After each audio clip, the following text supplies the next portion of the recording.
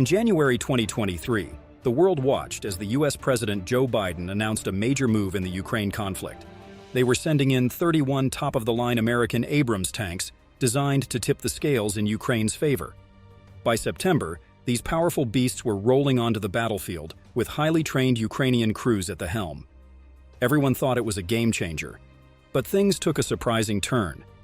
Within just 2 months, Russia managed to knock out a significant number of these supposedly invincible Abrams tanks. Faced with these losses, Ukraine was forced to make a tough call: pull all the Abrams tanks back from the front lines. This begs the question, what went wrong? The Abrams is known as one of the best tanks around. So how did these mighty machines falter on the battlefield in Ukraine? To crack this code, we need to zoom out and take a closer look. What role do tanks play in modern warfare, and how do their strengths and weaknesses stack up against each other? Let's start with the M1 Abrams donated to Ukraine. The Abrams, a mainstay of the US military, features an advanced fire control system that significantly enhances targeting accuracy. Its powerful 120mm smoothbore gun delivers substantial firepower, making it a formidable presence on the battlefield. The gas turbine engine grants the Abrams high mobility, enabling rapid maneuvering across diverse terrains. The tank's superior armor, constructed from chobam composite, provides exceptional protection against a variety of threats.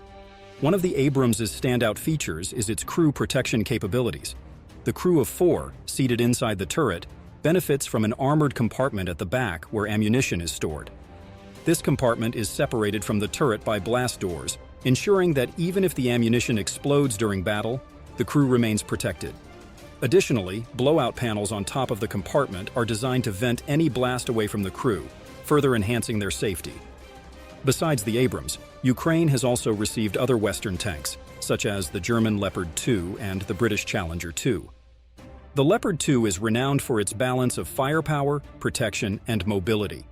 Its advanced fire control system and 120mm smoothbore gun enable it to engage targets accurately and effectively. Its armor is designed to withstand hits from a variety of enemy weapons, providing robust protection for its crew. Crew safety is a paramount feature, with well-designed armor that includes reinforced protection for the ammunition storage, minimizing the risk to the crew in the event of an explosion. The Challenger 2 is known for its exceptional durability and the rifled 120mm L30A1 gun, which offers precise targeting capabilities. It also includes the renowned chobam composite, providing protection against a range of threats. This tank's design prioritizes crew safety with reinforced protection and an emphasis on survivability. The ammunition is stored in a secure compartment separated from the crew by blast doors similar to the Abrams, ensuring that the crew remains protected even if the ammunition is hit. So we can say that Western-made tanks are better designed to protect their crews, and when they sustain a direct hit, it's more frequent that a Western tank will be able to be towed and then repaired. Thinking about their histories, the Abrams, Challenger, and Leopard 2 tanks were developed during the Cold War, a period marked by the arms race between NATO and the Warsaw Pact. Western tank designers were acutely aware that they could not match the Soviet Union's numerical superiority in tanks.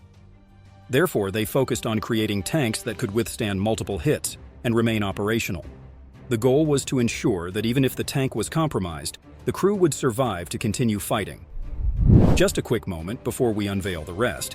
If you're new here, consider subscribing to this channel. Stay up to date and never miss out on the latest insights. And now, let's go on. When it comes to Russia, the tank they are using predominantly include older Soviet-era designs like the T-72 and more recent models such as the T-90. The T-72 is notable for its simplicity and ease of production, enabling large-scale deployment. Equipped with a 125mm smoothbore gun, it delivers sufficient firepower, and its straightforward design facilitates easier maintenance and repairs. However, its older technology means its armor is less effective than that of more modern tanks. A significant vulnerability lies in its crew protection, as the ammunition is stored within the crew compartment. This design increases the risk of catastrophic explosions if the tank is penetrated, potentially resulting in severe crew casualties. The T-90, representing a more modern evolution of Soviet tank design, addresses some of the T-72's shortcomings. It features improved armor, including reactive armor, and more advanced fire control systems, enhancing its combat effectiveness. The T-90 offers better protection and survivability compared to its predecessor. Despite these improvements, it retains some inherent design flaws characteristic of older Soviet tanks and does not match the technological advancements found in Western tanks like the Abrams. While Western tanks are not indestructible, their design prioritizes survivability and resilience in combat, features that are less prominent in Russian tanks. The risks to the crew in Soviet-designed vehicles are notably high. Soviet-made tanks often become total losses and can be lethal to their crews when hit. A prime example of this vulnerability is the jack-in-the-box effect. In the T-72, the crew sits above the ammunition storage for the tank's shells. When this area is hit, the stored ammunition can explode, causing the top turret to blow off due to the massive blast. This catastrophic event not only destroys the tank, but also kills the crew inside, highlighting a critical design flaw that poses significant risks in combat. So, Western tanks, including the American Abrams, were initially seen as a powerful addition to Ukraine's arsenal. However, the battlefield is constantly evolving, and these tanks have shown all their weak points. In February 2024, near the city of Avdiivka, the first Abrams tank deployed in Ukraine was targeted by Russian drones. Despite its reputation for toughness, the Abrams has proven susceptible to modern anti-tank weapons and drone attacks, and this first incident highlighted the vulnerability of these tanks in the current war. The Russians, aware of the Abrams deployment, appeared to have studied its weaknesses. During the attack, they reportedly used a small, agile drone with a first-person view (FPV) system to disable the tank. This initial strike left the Abrams immobile but potentially salvageable if recovered. But the Russians pressed their advantage. They reportedly launched another drone strike, this time hitting the Abrams' most vulnerable spot, the rear of the turret. This attack caused the tank's ammunition to cook off, meaning the heat from the fire ignited the shells stored inside. Fortunately, the compartment's design contained the blast and vented it upwards, preventing a catastrophic explosion. Although the Abrams was damaged and on fire, it did not suffer a complete detonation. This wasn't an isolated event. Just days later, 2 more Abrams tanks were lost in similar attacks around Avdiivka. These incidents raised concerns about the effectiveness of these tanks in the face of modern drone tactics, especially considering their reputation as world-leading armored vehicles. Here's a look at some potential weaknesses that adversaries might exploit. The Abrams special armor, designed to withstand anti-tank weaponry, can be overwhelmed by concentrated assaults or sophisticated weapons. Its uneven armor distribution makes it particularly vulnerable to attacks from above, a tactic increasingly employed by drones. Moreover, the Abrams' size and weight, while providing some protection, also make it a bigger target and hinder its agility. This lack of maneuverability can be a disadvantage in fast-paced battlefield scenarios. The tank's reliance on digital systems for aiming and navigation, while advantageous for accuracy, creates vulnerabilities to electronic warfare tactics and physical damage. Logistical challenges, such as the need for jet fuel and susceptibility to adverse weather conditions, further complicate their deployment and maintenance. Given the vulnerabilities of the Abrams tanks, it is essential to examine how these weaknesses influence overall strategy and necessitate adaptation in their use on the battlefield. Ideally, tanks should be part of a combined arms effort, working in coordination with infantry, artillery, and air power to maximize their effectiveness. In such a setup, tanks can advance with the support of ground troops who can engage enemy infantry and spot threats, while artillery and air power can neutralize anti-tank positions and other fortifications. However, in Ukraine's current operational environment, there is a notable lack of sufficient air support and artillery. This absence leaves tanks exposed to a variety of threats that would typically be mitigated by a well-coordinated combined arms approach. Without the cover provided by air and artillery forces, tanks become vulnerable to enemy attacks, particularly from anti-tank guided missiles and, as we have seen, drones. Anti-tank guided missiles, which are more advanced and prevalent in Ukraine, pose a significant risk. These fire-and-forget systems require minimal exposure time for the operator, making them difficult to counter and highly effective against armored vehicles. The introduction of short-range air defense systems, SHORAD, and very short-range air defense vehicles, VSHORAD, has been one strategy to counter these threats. SHORAD systems, such as the German Gepard self-propelled anti-aircraft gun, have proven effective against drones. However, their deployment has been limited, often focusing on protecting critical infrastructure rather than frontline units. If these systems were more widely used on the front lines, they could provide much-needed protection for tanks, enhancing their survivability against aerial threats. The limitations in combined arms operations highlight a strategic gap that needs to be addressed. While Western tanks like the Abrams, Leopard 2, and Challenger 2 have advanced capabilities, their full potential cannot be realized without adequate support from other military branches. The Ukraine conflict has resulted in substantial tank losses for both Russia and Ukraine, significantly impacting their armored capabilities. Figures aren't easy to get, but from open-source intelligence group Oryx, Russia has suffered considerable losses, with over 3,000 tanks visually confirmed as destroyed, damaged, or captured since the invasion began. These losses have pushed Russia to utilize older Soviet-era tanks like the T-62M to replenish its forces. Despite these heavy losses, Russia has the capacity to produce and repair around 100 main battle tanks each month, allowing it to partially offset its battlefield attrition. Russia's ability to sustain tank losses is supported by its extensive reserves of older tanks and a robust defense industry capable of producing new tanks and refurbishing old ones. However, the heavy reliance on outdated models and the high rate of attrition present significant challenges. The high losses of more modern tanks, such as the T-72B3 and T-80U, have further strained Russia's capabilities. Despite these challenges, Russia continues to push forward with its tank production and repair efforts to maintain its offensive operations. On the Ukrainian side, the losses are lower but still significant. Ukraine has lost approximately 800 tanks, as recorded by Oryx. Ukraine's strategy has involved careful protection of its armored vehicles and reliance on Western donations to maintain its armored strength.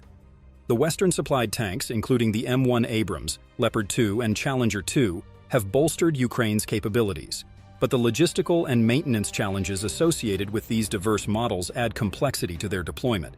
The dependence on Western donations underscores a critical vulnerability. Any disruption in the supply of tanks and spare parts could severely impact Ukraine's operational effectiveness. Therefore, sustained international support is crucial for Ukraine to continue its defense and counteroffensive operations effectively. The financial implications of tank losses in the Ukraine war are substantial, especially when compared to the relatively lower costs of the drones and anti-tank weapons that destroy them. This comparison highlights the economic efficiency of modern asymmetric warfare tactics. Western tanks such as the M1 Abrams Leopard 2 and Challenger 2 are expensive to produce and maintain.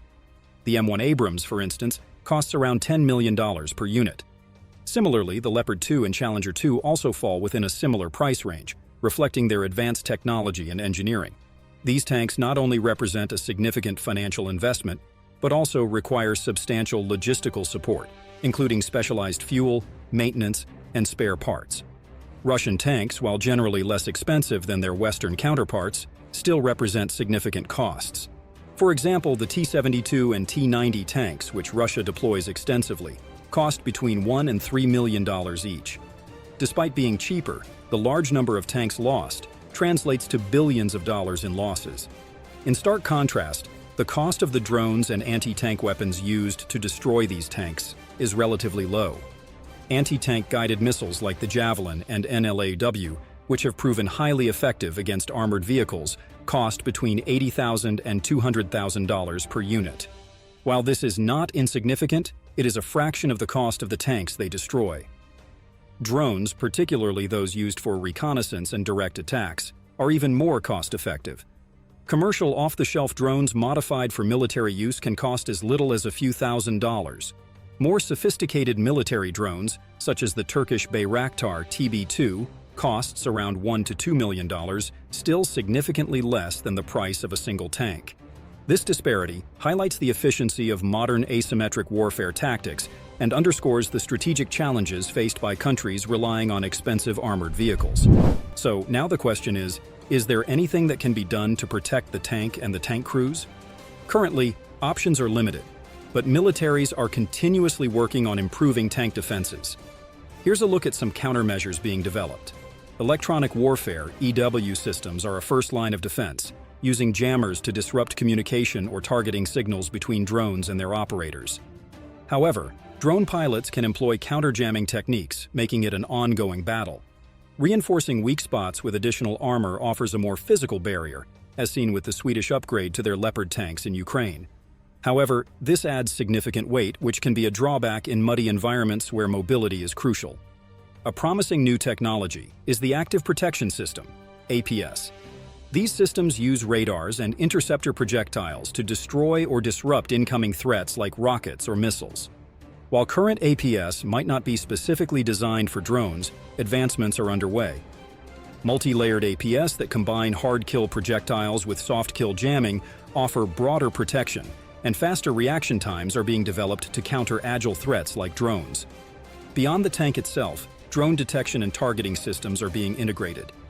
These combine various sensors and artificial intelligence to spot incoming drones early, allowing for quicker responses. In some cases, the tank itself might be able to target the drone with its own weaponry. More often, this early warning allows for coordinated countermeasures with other units. These countermeasure technologies are constantly evolving, and their effectiveness is being tested. A recent upgrade for tanks is the addition of anti-drone armor screens, commonly known as cope cages, which are fitted on the turrets. These screens are produced by Rinat Akhmetov's Steelfront initiative and are specifically tailored to fit the Abrams profile, ensuring they do not interfere with the tank's functionality. The primary purpose of these screens is to provide additional protection for the crew against drone-borne attacks. This upgrade was introduced roughly a month after U.S. officials reported that Ukrainian forces had pulled the M1A1s from the front lines. As of now, the exact number of Abrams tanks redeployed with these screens remains unclear, but they may well be back in action. Now, considering the vulnerabilities and the high costs involved, why do militaries continue to use tanks if they are so frequently destroyed? The answer lies in the unique combination of firepower, mobility, and protection that tanks offer. No other military platform can provide the same comprehensive capabilities. Tanks are unmatched in their ability to deliver powerful firepower. Equipped with advanced main guns, they can engage and destroy a wide range of targets, from enemy tanks to fortified positions. This level of firepower is essential for both offensive and defensive operations. Mobility is another critical advantage of tanks. They are designed to traverse various terrains, allowing them to maneuver effectively on the battlefield. This capability is crucial for executing strategic movements and responding swiftly to dynamic combat situations. The protection provided by tanks is superior to that of lighter armored vehicles. While they are not impervious to modern threats such as anti-tank missiles and drones, their heavy armor still offers significant defense against small arms fire, shrapnel, and some direct hits. This makes them more resilient compared to vehicles like the American Humvee or the Russian BMP, which are much more vulnerable to enemy fire. Furthermore, tanks bring versatility to the battlefield. They can perform a variety of roles, from leading assaults to supporting infantry, making them indispensable in many combat scenarios. The psychological impact of tanks should not be underestimated either. Their presence can bolster the morale of friendly troops and intimidate enemy forces.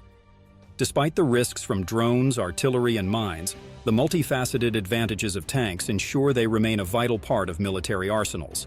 Until a new system emerges that can fully replicate the combination of firepower, mobility, and protection provided by tanks, both sides in conflicts will continue to strive to acquire and deploy them effectively.